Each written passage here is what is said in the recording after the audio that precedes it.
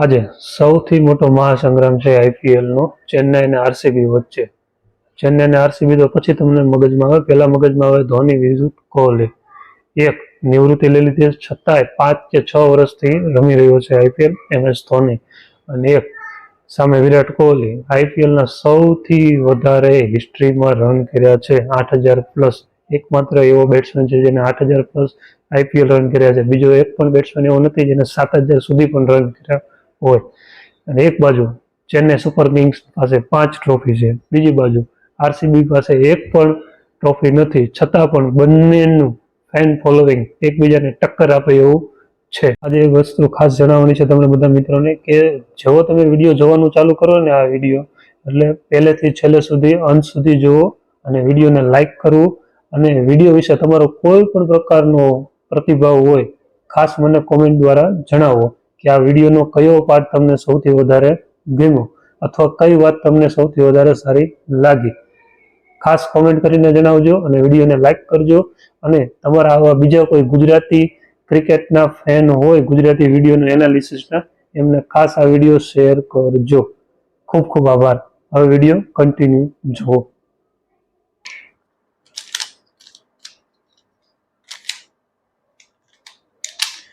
એ ભાઈ, આ બધું હું ચાલુ કર્યું? ચાલ ક્રિકેટનો રિવ્યુ ચાલુ કર. એમાં એવું છે, આજની જે બે ટીમ છે ને, એ બે ટીમ વચ્ચે મેચ રમાવાની. બે ટીમ બહુ જોરદાર ટીમ છે અને આઈપીએલ ની સારામાં સારી ફેન બેઝ વાળી ટીમ છે. એટલે હું કન્ફ્યુઝ થઈ ગયો છું, થોડુંક દિમાગને દોડાવવા માટે આ પઝલ સોલ્વ કરી રહ્યો છું. કઈ ટીમને સપોર્ટ કરો? હાલ ફાઇનલી કહી દે. ચાલુ કરી દઈએ. ચાલો, કેમ છો બધા મિત્રો? મજામાં? સ્વાગત છે તમારું નવા એક ક્રિકેટના વિડીયોમાં. આજે જે મેચની આપણે વાત કરવાની છે એ આઈપીએલ હિસ્ટ્રીની સૌથી સફળ ટીમ એટલે ચેન્નઈ સુપર કિંગ્સ અને આરસીબીની સૌથી મોટી ફેન બેઝ વાળી ટીમ એટલે આરસીબી. આ બંને ટીમની વચ્ચે મેચ ચેન્નઈના ગ્રાઉન્ડમાં રમવાનું છે. એ મેચનું આપણે રિવ્યુ કરવાનું છે આજે. ચેન્નઈના ઓવરઓલ પ્લેઇંગ 11ની સૌ પ્રથમ ચેન્નઈનો રચિન રવિન્દ્ર અને ઋતુરાજ ગાયકવાડ બંને ઓપનિંગમાં આવશે. ત્રીજા નંબરે દીપક હુડા, ચોથા નંબરે રાહુલ ત્રિપાઠી, પાંચમા નંબરે શિવમ દુબે, છઠ્ઠા નંબરે સેમ કરન, સાતમા નંબરે MS ધોની, આઠમા નંબરે રવિન્દ્ર જાડેજા, નવમા નંબરે રવિચંદ્રન અશ્વિન, 10મા નંબરે ખલીલ અહેમદ, 11મા નંબરે નૂર અહેમદ અને 12મા નંબરે આવશે નેથન એલિસ, જે સબસ્ટિટ્યુટ તરીકે રમશે. ઓવરઓલ લાસ્ટ મેચની જે પ્લેઇંગ 11 હતી એ જ પ્લેઇંગ 11 આ મેચમાં પણ રહેશે, કેમ કે ચેન્નઈ જે પણ ખેલાડીને મોકો આપે છે એને 4-5 મેચ લગાતાર મોકો આપે છે. 1-2 મેચ રમાડીને બહાર કાઢી નાખે એવી મેથડ સાથે ચેન્નઈ કોઈ દિવસ રમતું નથી. અનટિલ ને અનલેસ કદાચ ભાગ્યે જ બને કે એકાદા પ્લેયરની ઇન્જરી હોય તો જલ્દી બીજા ખેલાડીને મોકો આપે છે. હવે વાત કરી લઈએ શરૂઆતથી બધા ખેલાડીની એક-એકની. તો મારું એવું માનવું છે કે રચિન રવિન્દ્રને જે ડેવન કોનવેની જગ્યાએ વિદેશી ખેલાડી તરીકે ઓપનિંગમાં રમાડ્યો એ ચેન્નઈનું સારામાં સારું ડિસિઝન છે, કેમ કે એનું હાલનું ફોર્મ સારામાં સારું છે. એ સિવાય 2023ના ક્રિકેટ વર્લ્ડ કપ જે ભારતમાં રમવાનો હતો એને સારામાં સારું પરફોર્મન્સ હતું રચિન રવિન્દ્રનું.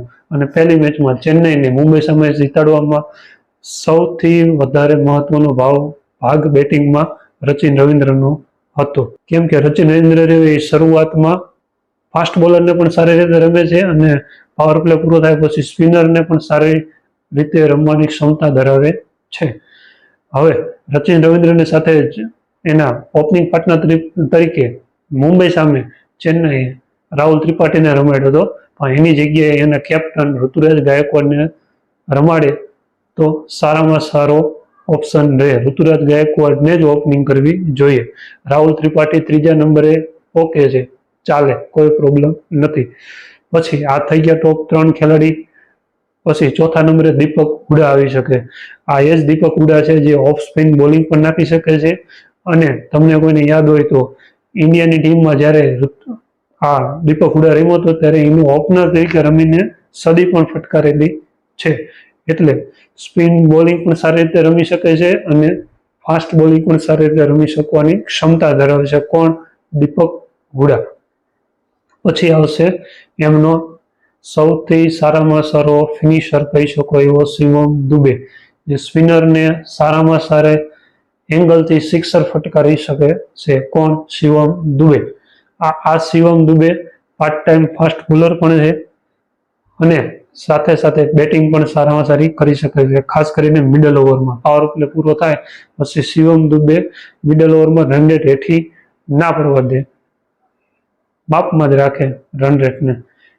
પછી સેમ કરન, ઇંગ્લિશનો પ્રખ્યાત ઓલરાઉન્ડર ઇંગ્લેન્ડ ટીમનો, એ પણ સારામાં સારું બેટિંગ કરી શકે છે. આમ તો ટોપ ઓર્ડરનો બેટ્સમેન છે, પણ અહીંયા ટોપ ઓર્ડર પેક છે એટલે વારો નથી આવતો. ઓલવેઝ 5મા 6ઠ્ઠા નંબરે જ વારો આવશે, મોસ્ટ ઓફ 6 નંબરે જ તે.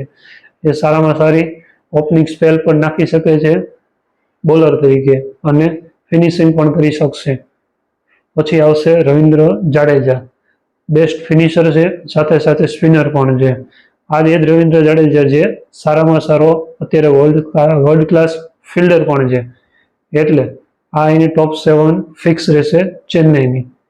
પછી આવશે MS ધોની, જેને જોવા માટે ચેન્નઈનું મેચ હોય ત્યારે આખું સ્ટેડિયમ ભરેલું હોય. જેટલા સ્ટેડિયમમાં હોય એટલા સ્ટેડિયમની બહાર પણ ધોનીની એક ઝલક જોવા માટે જ હાજર હોય છે. એમ કહેવું તો કહી શકો કે ચેન્નઈનો મેચ હોય ને, ફક્ત ચેન્નઈની ટીમને નહીં, ચેન્નઈની ટીમના મેચને નહીં, પણ ફક્ત MS ધોની બેટિંગ અથવા MS ધોની જે ગ્રાઉન્ડમાં એન્ટ્રી લઈ રહ્યો હોય છે ને, એ જોવા માટે જ આવે છે ચેન્નઈવાળા. ખાસ કરીને એ વિડીયો પણ જાહેર કરતા હોય છે કે જે IPL શરૂ થાય એની પહેલા જે નેટ પ્રેક્ટિસ હોય, નેટ પ્રેક્ટિસમાં પણ એના દર્શકોને ફ્રીમાં એન્ટ્રી આપે છે. શું કામ? કે કોઈ સંજોગો સાથ મેચ હોય લાઈવ ત્યારે ના પણ આવી શકતા હોય, એટલે આ સારામાં સારું એ કાર્ય કરે છે ચેન્નઈના મેનેજમેન્ટવાળા. ખાસ કરીને ચેન્નઈના મેનેજમેન્ટને એક એ પણ વિનંતી છે કે 15 ઓવર પૂરી થાય ને ચેન્નઈને બેટિંગની, એટલે ગમે ત્યારે વિકેટ પડે ને હંમેશા MS ધોનીને બેટિંગ કરવા માટે જ મોકલો. કેમ કે આ બધા દર્શકો કોને જોવા માટે આવ્યા હોય છે? MS ધોનીને.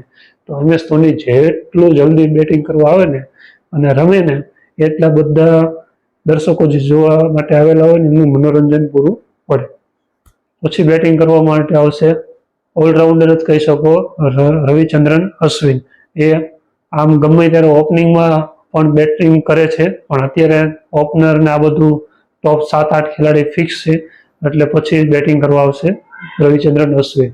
એની સાથે સાથે એના પછી ખલીલ અહેમદ, નૂર અહેમદ એ બધા બેટિંગ કરવા માટે આવી શકે 10મા અને 11મા નંબરે.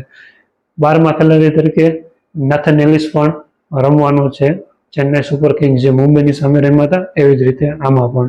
હવે વાત કરી લઈએ ચેન્નઈના બોલિંગ લાઇનઅપની, જે આ મેચમાં રમાડી શકે છે. ખાસ ચેપોકના મેદાનમાં આ મેચ રમાવાનો છે, એટલે સ્પિનરની સૌથી વધારે ભૂમિકા હશે. હવે વાત કરીએ તો ચેન્નઈની પાસે કેટલા બોલિંગ ઓપ્શન છે, ગણ્યા છે તમે ક્યારે? હાલો તમને બતાવો. એક તો એમની મેઇન જોડી છે રવિન્દ્ર જાડેજા અને રવિચંદ્રન અશ્વિન. એની સાથે સાથે પાછલા મેચનો man of the match Noor Ahmad, અફઘાનિસ્તાનનો પ્લેયર છે, સારામાં સારી મુંબઈ સામે બોલિંગ કરી. મુંબઈને 150-60ની વચ્ચે રોકવામાં સૌથી વધારે ફાળો હોય તો નૂર અહેમદનો. પછી એમની પાસે હજી 2 ઓપ્શન છે. કયા કયા? 2 ઇજ રચિન રવિન્દ્ર અને દીપક હુડા. આ બંને પણ સારા ઓપ્શન છે, એટલે ટોટલ 5 ઓપ્શન છે સ્પિનરના ચેન્નઈ પાસે. આવું તો બહુ ઓછી ટીમ પાસે જોવા મળે છે. એ સિવાય હજી 3 ઓપ્શન એની પાસે ફાસ્ટ બોલિંગના છે. કયા કયા? એક તો નેથન એલિસ, જે ઇમ્પેક્ટ પ્લેયર તરીકે રમાડ્યો હતો લાસ્ટ મેચમાં, એની સાથે સાથે ખલીલ અહેમદ અને સેમ કરન. અને હજી એક ચોથો કોણ છે? શિવમ દુબેને પણ બોલિંગમાં લાવી શકે છે. બહુ ઓછી ટીમો હોય છે જેમની પાસે આટલા બધા બોલિંગના ઓપ્શન હોય છે, એમાંનું ચેન્નઈ એક છે. વાત કરીએ RCBના પ્લેઇંગ 11ની, તો RCBનો પ્લેઇંગ 11 મોસ્ટ ઓફ એ જ રહેશે જે લાસ્ટ મેચ કલકત્તા સામે એ લોકો રમ્યા હતા ને, એ જ ટીમ અને એ જ કોમ્બિનેશન સાથે રમશે. જેમ કે ફિલ શોર્ટ ને વિરાટ કોહલી 2 ઓપનિંગમાં, 3જા નંબરે દેવદત્ત પડીકલ, 4થા નંબરે રજત પાટીદાર, 5મા નંબરે લિયમ લિવિંગસ્ટોન, 6ઠ્ઠા નંબરે જીતેશ શર્મા, 7મા નંબરે ટીમ ડેવિડ, 8મા નંબરે કુનાલ પાંડ્યા, 9મા નંબરે રસિકદર સલાવ, 10મા નંબરે સુયાલ શર્મા, 11મા નંબરે જોશ હેઝલવુડ અને 12મા નંબરે જે એનો યશ દયાલ રહ્યો એ ઇમ્પેક્ટ પ્લેયર તરીકે રમ્યો હતો આ ઓલરાઉન્ડ એની પ્લેઇંગ 11 હોઈ શકે છે આજના મેચમાં. હવે 1 by 1 આરસીબીના પ્લેઇંગ 11 વિશે વાત કરીએ કે આમાં શું શું એનું મજબૂત પાસું છે અને ક્યાં ક્યાં એમનું જે નબળું પાસું છે એ સુધારી શકે છે. શરૂઆતમાં ઓપનિંગ જોડી સૌથી સારામાં સારી છે ફિલ સોલ્ટ અને વિરાટ કોહલીની. લાસ્ટ યર ડિપ્લેસી હતો, એની જગ્યાએ લાઇક ટુ લાઇક રિપ્લેસમેન્ટ તરીકે ફિલ સોલ્ટ આવી ગયો છે. ત્રીજા નંબરે કલકત્તાની મેચમાં દેવદત્ત પડીકલને રમાડ્યો હતો. દેવદત્ત પડીકલની જગ્યાએ મારું એવું માનવું છે કે ત્રીજા નંબરે હંમેશા એમનો મજબૂત બેટ્સમેન અને એમનો કેપ્ટન રજત પાટીદારને ઉતરવું જોઈએ, તો જ એ શરૂઆત સારી અપાવી શકે. દેવદત્ત પડીકલ શું છે કે ભાઈ રનબોલ રમવાવાળો માણસ છે. પછી રનબોલ રમવાવાળો પ્લેયર રહ્યો અત્યારના સમયની T20માં બહુ ઓછો ઉપયોગી રહી શકે. રમાડવો હોય તો તમારે એનો એઝ અ ઓપનર રમાડો તો કોઈ પ્રોબ્લેમ નથી. શરૂઆતમાં આવીને ફિલ્ડ રેસ્ટ્રિક્શન હોય, બે જ પ્લેયર 30 યાર્ડના સર્કલની બહાર હોય ત્યારે સારામાં સારું બેટિંગ કરી શકે. ઓપનિંગમાં આવે તો દેવદત્ત પડીકલ, અથવા બહુ જલ્દી વિકેટ પડી જાય આરસીબીની ટીમની તો પણ એ રમવા આવી શકે છે. હવે વાત કરીએ એના આગળના પ્લેયર જે છે લિયમ લિવિંગસ્ટોન. આ 4 પ્લેયર થઈ ગયા. પછી 5મા નંબરનો લિયમ લિવિંગસ્ટોન. લિયમ લિવિંગસ્ટોન ઇંગ્લેન્ડનો વિસ્ફોટક બેટ્સમેન છે. એને એક જ કડીઓ આવડે છે 6નો.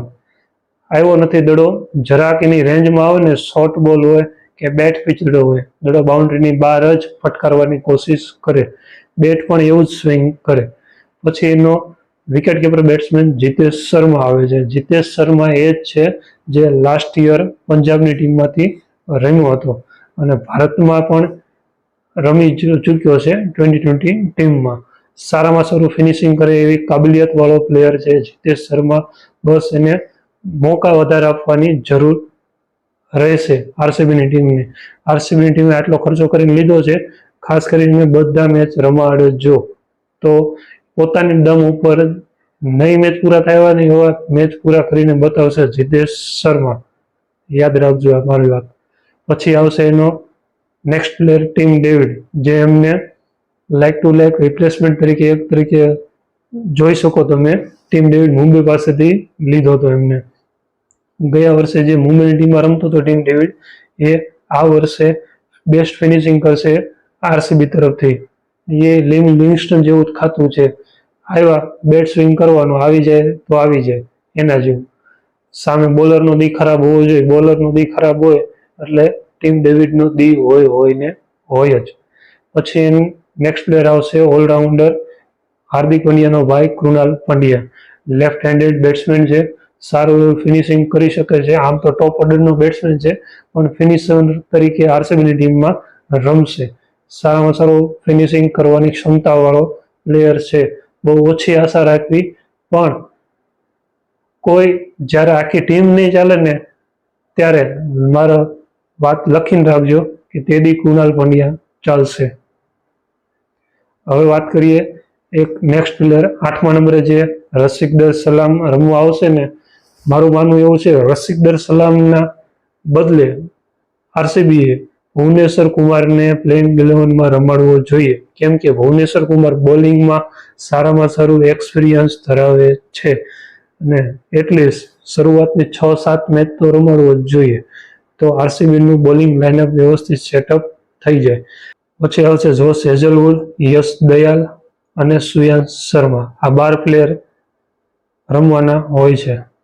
અને આરસીબીએ હજી એક પણ હાવ out of the box thinking કરીને સારામાં સારો પ્લેયર બનાવવો હોય ને ભવિષ્ય માટે, તો આ એક પ્લેયરને પણ મોકો આપી શકે છે. આરસીબીની પ્લેઇંગ 11માં ફિટ પણ કરી શકે છે. દેવદત્ત પડીકલ કેમ શરૂઆતમાં ફિટ નથી થતો અને ફિનિશિંગ લાઈન કરવા માટે સુટેબલ નથી, પણ સુટેબલ ફિનિશિંગ લાઈન કરવા માટે એક સારામાં સારો યંગ પ્લેયર છે 19 વર્ષનો છોકરો સ્વસ્તિક સિકારા. આ સ્વસ્તિક સિકારા ડોમેસ્ટિકમાં બહુ જ સારું પરફોર્મન્સ કરીને પોતાનું સારું એવું ધ્યાન બધી ટીમોમાં ખેંચ્યું છે અને આરસીબીએ એને સારી એવી પ્રાઇઝમાં બાય પણ કર્યો છે. આ ખેલાડીને થોડુંક ગ્રુમિંગ કરે, થોડુંક વધારે મેચ રમાડીને એનામાં કોન્ફિડન્સ લાવે ને તો આ ભવિષ્યનો એક, કેમ સૂર્યકુમાર યાદવ સારો પ્લેયર બની શક્યો છે, બેસ્ટ ફિનિશર, અથવા રિંકુ સિંહ એવો જ પ્લેયર બની શકવાની ક્ષમતાવાળો છે સ્વસ્તિક સિકારા. હવે વાત કરી લઈએ આરસીબીના બોલિંગ લાઇનઅપની. આરસીબીના બોલિંગ લાઇનઅપ શરૂઆત જોશ હેસલવુડ કરશે. એની સાથે રસિક દર સલામે છેલ્લી મેચમાં શરૂઆત કરી હતી. એના બદલે કદાચ આ મેચમાં ભુવનેશ્વર કુમારને અનુભવની જરૂર પડી શકે છે આરસીબીને ચેન્નઈ વિરુદ્ધ, એટલે એ પણ રમી શકે છે. પછી એમના સ્પિનરમાં બે સારામાં સારા સ્પિનર છે કયા? કુનાલ પાંડ્યા અને સુયાંશ શર્મા. સુયાંશ શર્માનો લાસ્ટ મેચમાં દિવસ સારો નહોતો, એટલે સૌથી વધારે 11થી વધારે રન આપ્યા હતા સુયાંશ શર્મા, એમનો જે લેગ સ્પિનર છે એને. સાથે સાથે રસિક દર સલામે પણ એ 11ની રન રેટથી પણ વધારે રન આપ્યા હતા. અને એનો લેફ્ટ હેન્ડ બોલર છે યશ દયાલ, એ પણ બોલિંગ સારામાં સારી શરૂઆતનો સ્પેલ કરી શકે છે. આ ત્રણને રમાડે ને એટલે આરસીબીને બોલિંગમાં જોવાની જરૂર નહીં પડે. ભુવનેશ્વર કુમાર, જોશ હેઝલવુડ અને યશ દયાલ, એટલે એમની 12 ઓવર તો ઓછામાં ઓછી ફિક્સ થઈ જશે. પછી વધેલી 8 ઓવર હોય ને આ ત્રણ બોલર વચ્ચે વેચી શકે છે. સુયાંશ શર્મા, કુનાલ પાંડ્યા અને થોડી ઓવરો લિયમ લિવિંગસ્ટન પણ ફેંકી શકે છે. તો આ હતું ઓવરઓલ ચેન્નાઈ અને આરસીબીનું સંભવિત પ્લેઇંગ 11 જે આ મેચમાં રમી શકે છે. હવે વાત કરીએ ફાઇનલ કન્ક્લુઝનની કે કઈ ટીમનું પલ્લું આ મેચમાં ભારે રહેશે. તો હોમ ગ્રાઉન્ડ હોવાના લીધે અને ખાસ કરીને ક્વોલિટી સ્પિનર હોવાના લીધે, કેમ કે ચેપોકનું ગ્રાઉન્ડ સ્પિનર માટે વધારે મદદરૂપ હોય છે, એટલે ચેન્નઈ પાસે સારામાં સારા સ્પિનિંગ ઓપ્શન છે, એટલે ચેન્નઈની ટીમ આ વખતે વિનિંગ ચાન્સીસ એના વધારે રહેશે કમ્પેર ટુ આરસીબી. ક્યારેક તમારી સૌથી મોટી તાકાત હોય ને એ જ નબળાઈ બનીને સામે આવે છે. હૈદરાબાદ વાળા માટે એવું જ થયું. આજે એમની બેટિંગ સૌથી સારામાં સારી તાકાતવાળી છે ને એ જ એમની આજે નબળાઈ સાબિત થઈ. કાંઈ વાંધો નહીં, એકાદ મેચ ચાલ્યા રાખે આવી રીતનું. વાત કરી રહ્યા છીએ આપણે હૈદરાબાદ અને એલએસજીના મેચની. સૌપ્રથમ વાત કરું તો એલએસજીએ ટોસ જીત્યો હતો અને મેં સવારે કાલના વિડીયોમાં કીધું હતું એવી રીતનું કે હૈદરાબાદની ટીમને ક્યારેય પ્રથમ બેટિંગ ન આપી, ખાસ કરીને હૈદરાબાદના ગ્રાઉન્ડમાં. છતાં પણ એલએસજીએ એ ચેલેન્જ સ્વીકારીને રિષભ પંતે પહેલા બેટિંગ આપી અને શરૂઆત થઈને જ તે સારું એવું સિકંજો જકડી રાખ્યો હતો હૈદરાબાદની બેટિંગ લાઇનઅપ ઉપર. વાત કરીએ હૈદરાબાદના બેટિંગ પરફોર્મન્સની તો સૌપ્રથમ તમે જાણો છો તેમ ટ્રેવિસ હેડ અને અભિષેક શર્મા ઓપનિંગમાં આવ્યા હતા. અભિષેક શર્મા આજે ચાલ્યો નહીં, બહુ જલ્દી આઉટ થઈ ગયો અને ટ્રેવિસ હેડે 47 રન કર્યા 28 બોલમાં, 5 ચોકા અને 3 સિક્સર સાથે. ત્રીજા નંબરે ઈશાન કિશન આવ્યો, એ પણ જલ્દી આઉટ થઈ ગયો હતો. ચોથા નંબરે નીતિશ કુમાર રેડ્ડી આવ્યો હતો, એને ટ્રેવિસ હેડનો સારો એવો સાથ આપ્યો હતો. 28 બોલમાં 32 રન કર્યા 2 ચોકા સાથે. હેનરી ક્લાસન 17 બોલમાં 26 રન કર્યા 2 ચોકા અને 1 સિક્સર સાથે. નીતિશ કુમાર રેડ્ડીએ એક સ્ટ્રેટ ડ્રાઈવ સારામાં સારી ફટકારીને બોલરના હાથે અડીને સીધો સ્ટમ્પમાં આઉટ થઈ ગયો હતો, એટલે દુર્ભાગ્ય રૂપે હેનરી ક્લાસન આઉટ થઈ ગયો. નકર હૈદરાબાદનો સ્કોર સારામાં સારો 200 ઉપર તો એટલીસ્ટ થાત જ આજે. પછી આવ્યો અનિકેત શર્મા, નવો પ્લેયર છે અને 13 બોલમાં 36 રન કર્યા 5 સિક્સર સાથે. સારામાં સારું ફિનિશિંગ કર્યું અનિકેત શર્માએ. ટોપ 5 કે 6 પ્લેયર તો સારામાં સારા છે જ, પણ આ બધાની વચ્ચે અનિકેત શર્માએ, અભિષેક શર્મા નહીં, અનિકેત શર્માએ સારામાં સારું નામ બનાવવાનો છે. એની પોતાની વેલ્યુએશન દેખાડી આ મેચમાં 5 સિક્સર ફટકારીને. પછી અભિનવ મનોહર 6 બોલમાં 2 રન કર્યા. પછી પેટ કમિન્સનો કેપ્ટન 4 જ બોલ રમ્યો, 3 સિક્સર ફટકારી 18 રન કર્યા અને 1 બોલમાં આઉટ થયો. આવો ડેન્જર ખેલાડી હતો. આવી સિક્સર સિવાય વાત જ નહીં કરવાની, કાં સિક્સર કાં આઉટ, બીજી વાત નહીં. એક જ માઇન્ડસેટ. એક સાડાથી વિકેટો જતી હતી છતાંય પોતાના રમવાના પેસ ઉપર એને ક્યારેય ધીમો થવા દીધું નથી. આ 200ની નજીક લઈ જવામાં આ 2-3 ખેલાડીનો બહુ સારો એવો ફિનિશિંગનો ભાગ રહ્યા હતા. પછી હર્ષલ પટેલ 11 બોલમાં 12 રન કર્યા, બીજા વખતે બેટ્સમેન સારું પછી રમ્યા નહોતા. વાત કરી લઈએ એલએસજીના બોલિંગ લાઇનઅપની. ગઈ વખતે એને પાર્ટ ટાઈમ બોલર યુઝ કર્યા હતા, પણ આ વખતે પ્રોપર 5 એના બોલર યુઝ કર્યા હતા. શરૂઆતની વાત કરું તો શાર્દુલ ઠાકુરે 4 ઓવરમાં 34 રન આપી 4 વિકેટ લીધી આ એનો મેઇન બોલર તરીકે આજે ટોપ પરફોર્મન્સ બોલિંગ કર્યું અને શાર્દુલ ઠાકોર એલએસજી તરફથી, એવું પણ તમે કહી શકો. પછી એની સાથે આવેશ ખાન ફાસ્ટ બોલર છે, 4 ઓવરમાં 45 રન લીધા, થોડો ખર્ચાળ સાબિત થયો પણ સાથે એક મહત્વપૂર્ણ વિકેટ પણ લીધી. પછી દિવેશ રાઠી 4 ઓવરમાં 40 રન, 1 વિકેટ. રવિ બિશ્નોઈ એનો સ્પિનર હતો, ગઈ વખતે 50 ઉપર રન આપ્યા હતા ગઈ મેચમાં, પણ આ મેચમાં 4 ઓવરમાં 42 રન આપ્યા. લાઇન લેન્થ ઓવરઓલ સારી રહી. પછી પ્રિન્સ યાદવ 4 ઓવરમાં 29 રન, નવો પ્લેયર છે, નવો બોલર છે, પણ તોય હૈદરાબાદની લાઇનઅપમાં ઇકોનોમિક તરીકે ઘણો ઓછા રન આપ્યા હોય 4 ઓવરમાં, એ આ બોલર હતો પ્રિન્સ યાદવ. વિકેટો નથી લીધી પણ તોય વિકેટ એક જ લીધી, છતાં પણ રન સારા એવા ઓછા આપ્યા એમ કંટ્રોલમાં. વાત કરી લઈએ લખનૌના રન ચેઝની. લખનૌને તમે જાણો છો એવી રીતે 191 રન કરવાના હતા, ટાર્ગેટ એનું 191 રનનો હતો.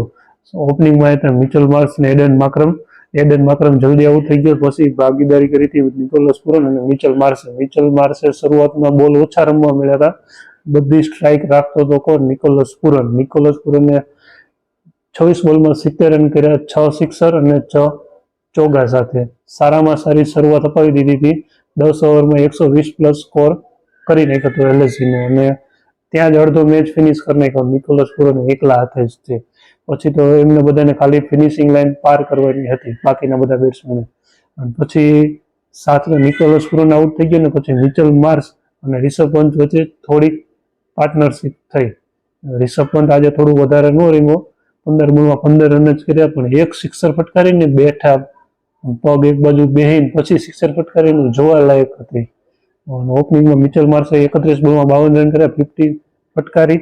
પછી આયુષ બદુનીએ 6 બોલમાં 6 રન કર્યા, બહુ ચાલ્યો નહીં. ડેવિડ મિલરે ફિનિશિંગ સારું કર્યું, 7 બોલમાં 13 રન, 2 ચોગ્ગા સાથે. પછી અબ્દુલ સમદ, આ પણ એવો સારો બેટ્સમેન છે, એને 8 બોલમાં 22 રન કર્યા, 2 ચોગ્ગા અને 2 સિક્સર સાથે. ઓવરઓલ બેટિંગ પરફોર્મન્સ એલએસજીનું સારું રહ્યું, કેમ કે એલએસજીની સારામાં સારી બેટિંગ જ છે. તો 4 વિદેશી ખેલાડી અને આ 3-4 ઇન્ડિયન પ્લેયર એ પોતાની બેટિંગના દમ આજે જીત્યા છે. તમે જાણો છો એવી રીતે હૈદરાબાદની પીચ છે બેટિંગ માટે જ છે, એટલે જ રિષભ પંતે ટોસ જીત્યો ને, એટલે એને ખબર હતી કે આપણે બોલિંગ સારી નથી, એટલે આપણે રન ચેસ કરવા પડશે, પેલા દાવ દઈ દેવી કોને? હૈદરાબાદને. પછી પાછળ જેટલો પણ ટાર્ગેટ હશે ને બિનદાસ 2 ધડક રીતે આપણે ચેસ કરીશું. હજી 4 ઓવર બાકી થયા તો અંદાજે 50 રન જેવા 240 સુધી હોત ને તો પણ ટાર્ગેટ ચેસ કરી નાખત એલએસજી આજે, એટલી એની ક્ષમતાવાળી બેટિંગ લાઇનઅપ છે એલએસજીની. પછી વાત કરીએ હૈદરાબાદની બોલિંગ લાઇનઅપની. હૈદરાબાદ પાસે 5 પ્રોપર બોલર છે, 3 તો આ જ છે, સિમરજીત સિંહ, પેટ કમિન્સ, મોહમ્મદ શામી, પછી એડમ જામ્પા અને હર્ષલ પટેલ. આ 5 પ્રોપર બોલર હોવા છતાં એને પાર્ટ ટાઈમ બોલિંગ અભિષેક શર્માથી શરૂઆત કરી. અડધા બેટ્સમેન તો સામેવાળા ત્યાં જ સેટ થઈ ગયા હતા, જેમ કે મિચેલ માર્શ છે, નિકોલસ પુરન છે, એ ત્યાં જ સેટ થઈ ગયા. પાવર પ્લેમાં અભિષેક શર્માને 2 ઓવર ફેંકાવીને ત્યાં જ. પછી મોહમ્મદ શામીની વાત કરું ને 3 ઓવરમાં 37 રન આપ્યા. પેટ કમિન્સ, સિમરજીત સિંઘે 2 ઓવરમાં 28 રન આપ્યા, પેટ કમિન્સે 3 ઓવરમાં 29 રન આપ્યા, એડમ જામ્પાએ 4 ઓવરમાં 46 રન આપ્યા, હર્ષલ પટેલે 2 ઓવરમાં 28 રન આપ્યા, ઈશાન કિશન તો ખાલી એકાદ બોલ નાખવા આવ્યો હતો. વાત કરું સૌથી સારામાં સારી બોલિંગ કરી હોય ને તો પેટ કમિન્સે 3 ઓવરમાં 29 રન આપીને 2 વિકેટ લીધી. વાત કરીએ મેન ઓફ ધ મેચની, તો main of the match Shardul Thakur, જેને 4 વિકેટ લીધી હતી એલએસજી તરફથી, સારામાં સારી બોલિંગ કરી હતી. ગોલ્ડ નામ તરીકે ઓળખાય છે શાર્દુલ ઠાકુર, ગુલામનું નામ છે એનું. કઈ રીતે? કેમ કે ગમે ત્યારે જ્યારે ટીમને બહુ જરૂર હોય ને ત્યારે વિકેટ પાડે. બહુ સારામાં સારી પાર્ટનરશિપ બની ગઈ હોય, કોઈ બોલરથી વિકેટ ન પડતી હોય ત્યારે શાર્દુલ ઠાકુર આવે બોલિંગ કરવાની, વિકેટ લઈ જ. તો આ વિડીયોને આપણે અહીં અંત કરીએ છીએ. કેવો લાગ્યો તમને મને ખાસ કોમેન્ટમાં જણાવજો. ખાસ વિડીયો ચાલુ કરો અને અંત સુધી જુઓ, અને તમારા ક્રિકેટ પ્રેમી મિત્રોને આ વિડીયો શેર કરવાનું ભૂલતા નહીં. ખૂબ ખૂબ આભાર.